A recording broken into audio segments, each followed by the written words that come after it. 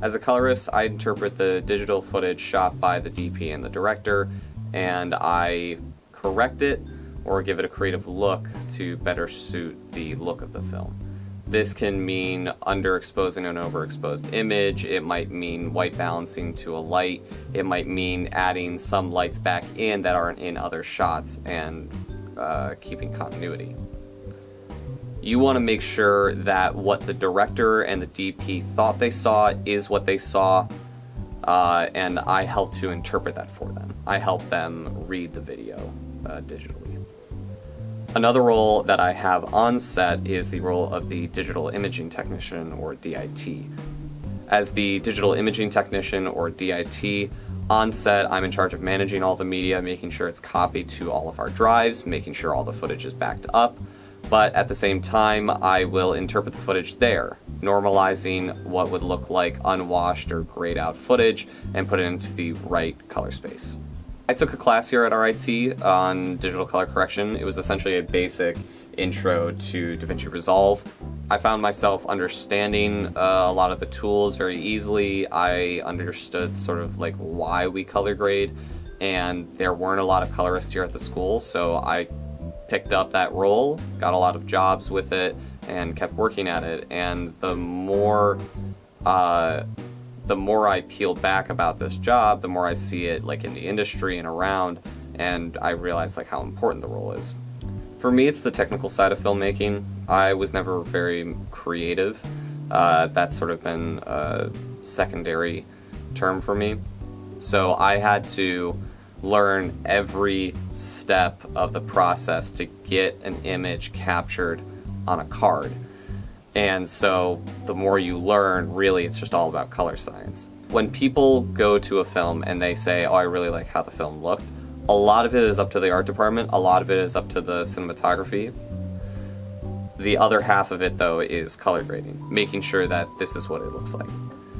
One of my favorite films of all time, the Lord of the Rings trilogy, they were one of the first proponents of digital color grading alongside with The Matrix and films like Oh Brother, Where Art Thou? Which used a similar system from Resolve. So it was a part of me just being like, the films that I grew up with, there was digital color grading. Like a lot of people here, we got into filmmaking because we loved films and we all watched these films. So when it came to picking like a specific role or what did I like, I kind of fell into the role of color grading because there weren't a lot of colorists here at RIT, but because I kept digging and kept asking questions about like, how is an image formed? How do we color grade? What is going on with this picture? How is it shown onto a screen or video? I just happened to choose digital color grading because that was what was available to me, it was around me, and I enjoy it to this day. This is still considered an art form. You can do whatever you want. There is no right or wrong. All of these are just tools to your advantage. Something that I've been discovering for myself as a colorist over the last year or so now is when color grading,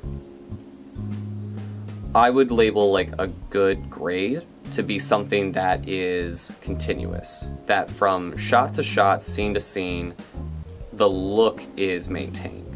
And sort of more on the technical side would be try to understand how you're manipulating your image from the light that was captured on camera all the way to where your image is going to be displayed. You can get a better looking image when you know how to control it, and that comes with understanding the imaging pipeline. That feeling that I had as a kid watching behind the scenes for films like The Lord of the Rings and Star Wars, and catching somebody's position, something that they were doing, and being like, ooh, I didn't know that was a thing.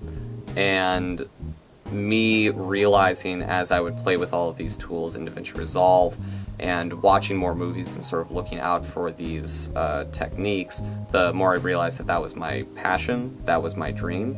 And so I'd say, as any advice to anybody in SOFA, is as soon as you are interested in something, pay attention to that interest and start researching it, watching more movies and criticizing the techniques being used, because that might be what your dream is and you just don't know it.